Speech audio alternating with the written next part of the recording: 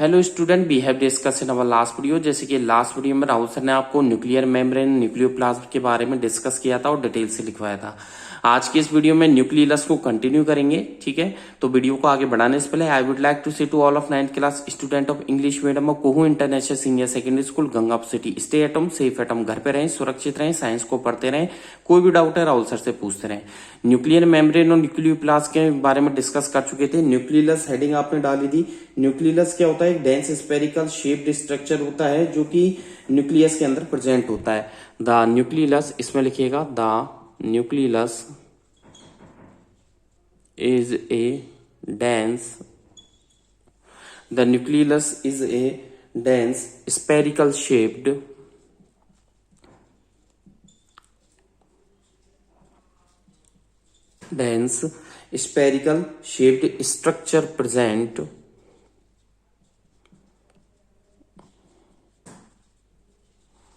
structure present inside the nucleus।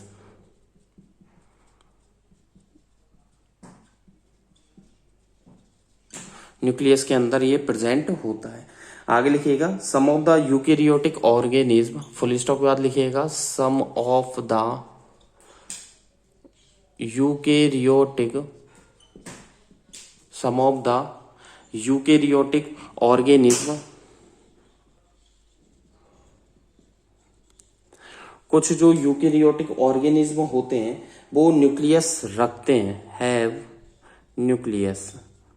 Nucleus रखते हैं, date, okay, nucleus रखते हैं डेट, जो कि कंटेन करता है न्यूक्लियोई को, डेट कंटेन्ड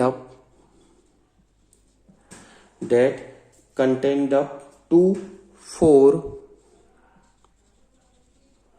फोर क्या रखता है? न्यूक्लियोइड्स,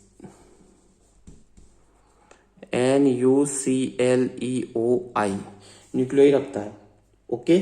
और न्यूक्लियस एक जो करता क्या है कि प्रोटीन को सिंथेसिस करने में हेल्प करता है, जो राइबोसोम को प्रोड्यूस करता है।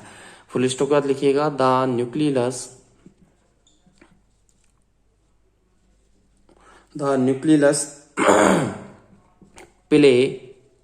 plays a role in ठीक है, एक रोल अदा करता है प्रोटीन सिंथेसिस,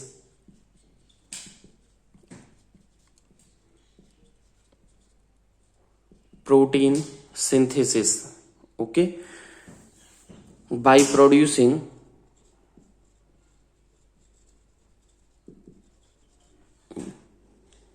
राइबोसोम्स,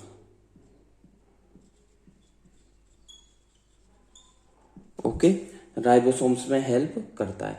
आगे चलते हैं, बात करते हैं न्यूक्लियस की। मैं स्ट्रक्चर बताता हूं आप लोगों को, हेडिंग डालें स्ट्रक्चर ऑफ न्यूक्लियस की मैं स्ट्रक्चर बना करके आप लोगों को बताऊंगा, ओके। न्यूक्लियस की स्ट्रक्चर में क्या है कि इस तरीके से आपको एक राउंड शेप बनानी है,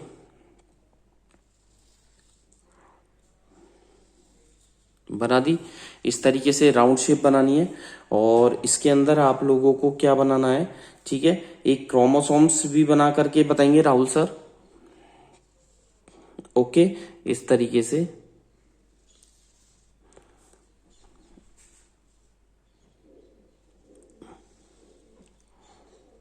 ये इस तरीके से इसकी स्ट्रक्चर होगी, ओके। क्रोमोसोम्स जो होंगे वो इस तरीके से क्रोमोसोम्स होंगे,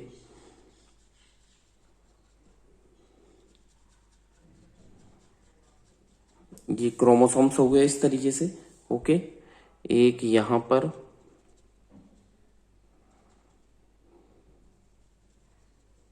ओके,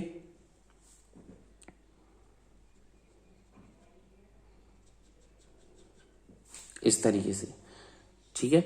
ये डेंस वाला पार्ट हो गया बीच में, इस तरीके से ये डेंस पार्ट हो जाएगा बीच में, ओके, ठीक है।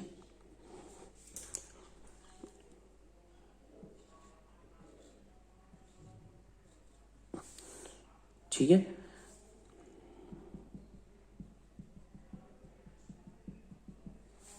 तो ये हो गया न्यूक्लियस जो बीच में हो गया, ओके। न्यूक्लियस। ओके, ये शेल न्यूक्लियस होती है। न्यूक्लियर बाहर की तरफ मैं आपको बता दूं इस तरीके से स्पॉट बना देंगे।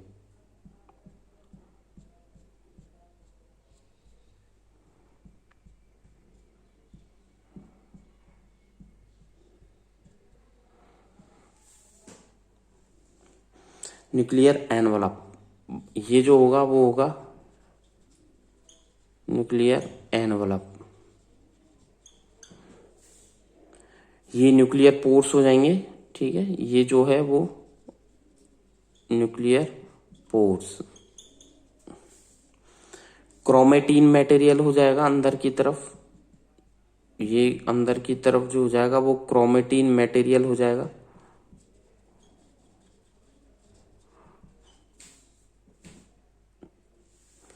क्रोमोसोम्स जो हैं वो आप लोगों के एक तो ये रहा और एक ये रहा, ये क्रोमोसोम्स है। ओके, तो देखिए न्यूक्लियस है, न्यूक्लियर एनवलप है, न्यूक्लियर पोर्स है, क्रोमेटीन है, क्रोमोसोम्स है। ओके, ये तो न्यूक्लियस की स्ट्रक्चर है। अब आपको एंडोप्लाज्मिक रेटिकुलम की स्ट्रक्चर बता दें, फिर इसको मैं रफ कर देता हूं। इसके बाद मैं आपको एंडोप्लाज्मिक रेटिकुलम की स्ट्रक्चर बना करके बताऊंगा। ओके,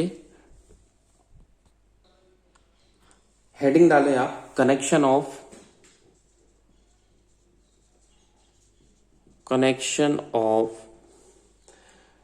न्यूक्लियर,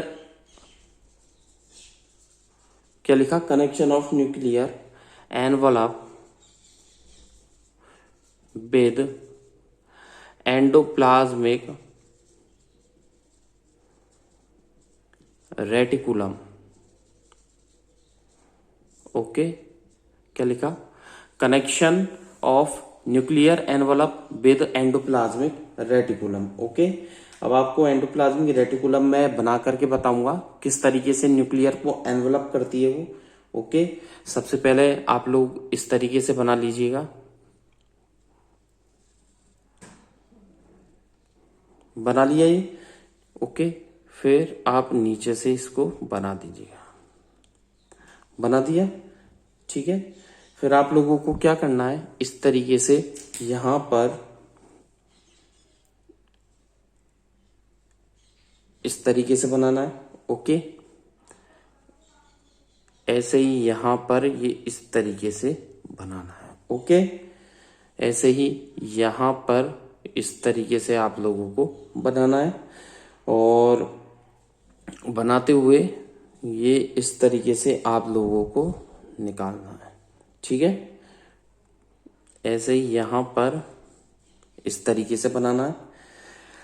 यहां पर आप लोगों को थोड़ा पीछे की तरफ राउंड करते हुए इस तरीके से बनाना है। यहां पर भी आप लोगों को इस तरीके से कवरिंग इसे करना है। ओके, और यहां से ये जॉइंट कर देना है। इस तरीके से एनवलप रहता है इसके ऊपर।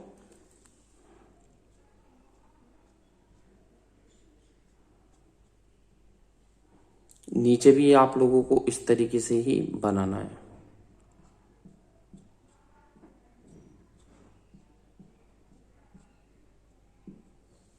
That's good. चलें, ये जो होता है वो क्या है, न्यूक्लियर पोर्स है। ये जो है वो है न्यूक्लियर पोर्स। ये न्यूक्लियर पोर्स है, ये न्यूक्लियर एनवलप है।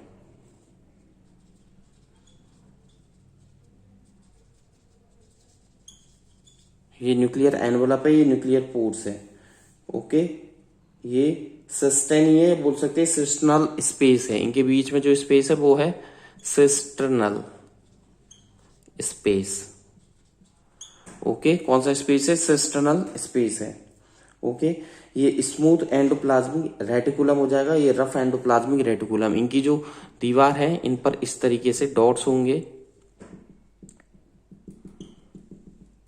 तो ये डॉट्स क्या शो करेंगे, ये डॉट्स है वो रफ एंडोप्लाज्मिक रेटिकुलम। कौन सा है, rough endoplasmic reticulum. Okay, rough endoplasmic reticulum ये राइबोसोम को शो करता है।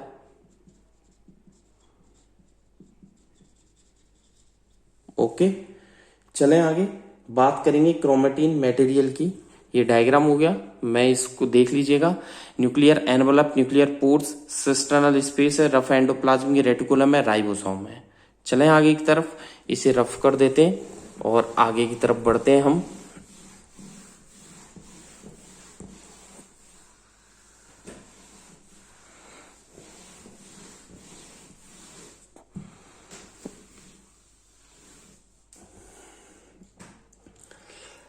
बात करेंगे इसके बाद क्रोमेटिन मटेरियल की। लिखिएगा chromosomes, chromatin material, chromatin material. Chromatin material क्या होता है? एक कॉम्बिनेशन होता है डीएनए का और आरएनए का। लिखिएगा it is a combination of DNA. DNA का पूरा नाम है डीऑक्सीराइबो न्यूक्लिक एसिड। डी, ठीक है, ऑक्सी, क्या लिखा? DNA, deoxy ribo nucleic acid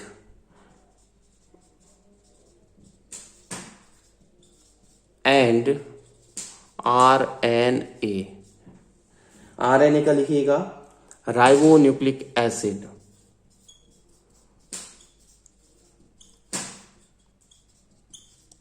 तो क्या लिखा? It is a combination of DNA, डीऑक्सो ribo nucleic acid and RNA, ribo nucleic acid, ठीक है, and different proteins and different proteins. अलग अलग इसमें प्रोटीन रहते हैं, जैसे हिस्टोन्स बोल सकते हो आप लोग, ठीक है, that make up the nucleus, date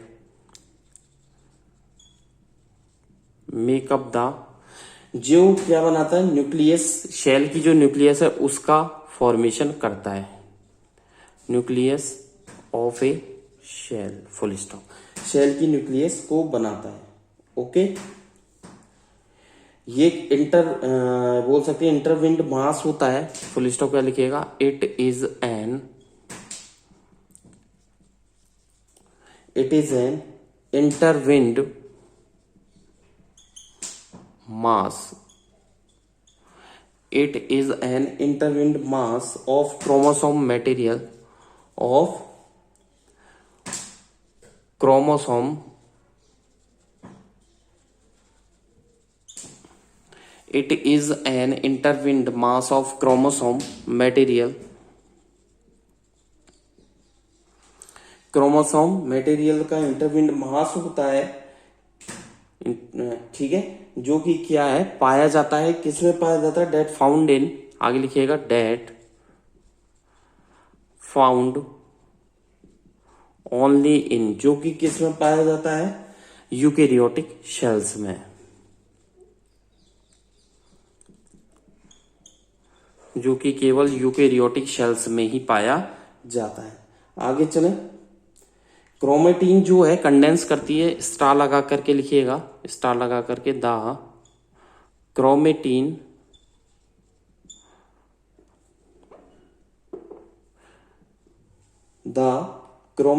is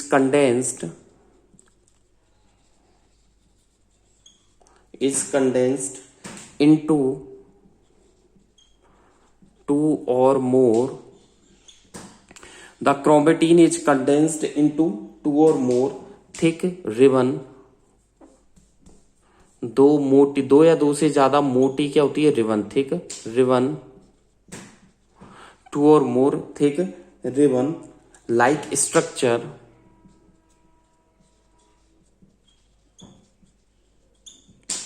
okay, जिन्हें क्या बोलते हैं? क्रोमोसोम्स बोला जाता है। तो क्रोमोसोम किसे बोलते हैं? द क्रोमेटिन इज कंडेंस्ड, जो क्रोमेटिन होता है वो कंडेंस्ड होता है दो या दो से ज्यादा मोटी रिबन में, रिबन लाइक स्ट्रक्चर होती है जिसे क्रोमोसोम बोलते हैं।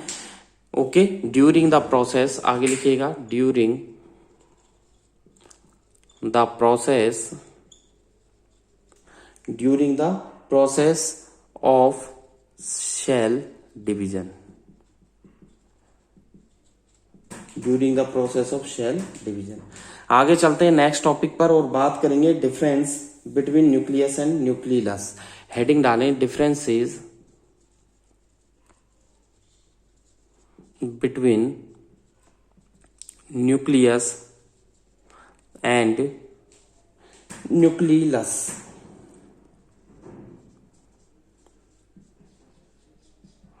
तो किस में डिफरेंस? न्यूक्लियस एंड न्यूक्लियस में। तो इधर लिखें न्यूक्लियस, ओके, और इधर लिखें न्यूक्लियस।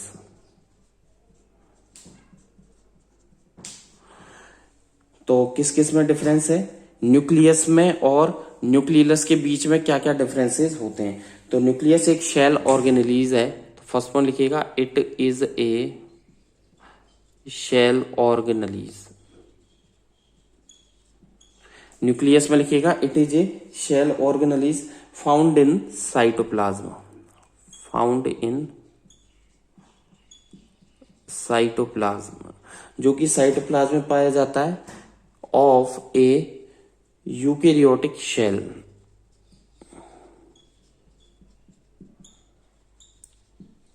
यूकेरियोटिक शेल की साइटोप्लाज्मा में पाया जाता है। न्यूक्लियस जो है it is a component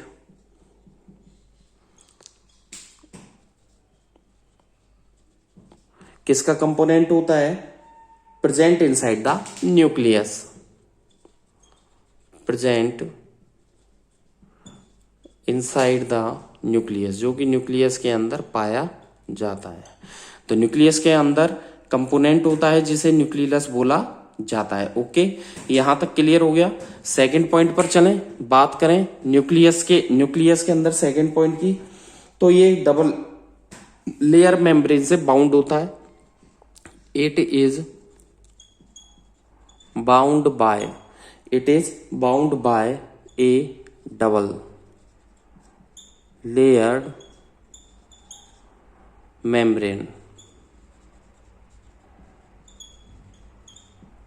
okay. तो ये बाउंड होता है डबल लेयर मेम्ब्रेन से। इस पर कोई भी कवरिंग नहीं होती है न्यूक्लियस पर। There is no, okay, there is no covering of nucleus, nucleus की कोई भी कवरिंग नहीं होती है। अगला आ जाइए थर्ड पॉइंट, बात करें न्यूक्लियस के अंदर कंट्रोल करता है शेल की वर्किंग को, कंट्रोल्स द